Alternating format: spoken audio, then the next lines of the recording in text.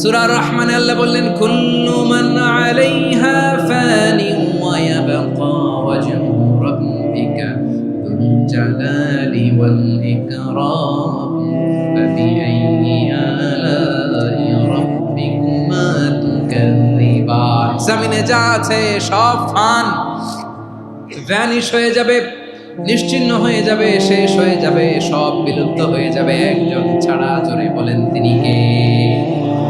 ইয়া হাইয়ু। আমার সাথে আওয়াজ করে পড়েন, ইয়া হাইয়ু, ইয়া কাইয়ুম, ইয়া হাইয়ু, ইয়া কাইয়ুম বিরহমাতিকা আস্তাগীথ আসলিহ লি শা'নি কুল্লা ওয়ালা তাকিলনি ইলা নাফসি তরফাতা আইন।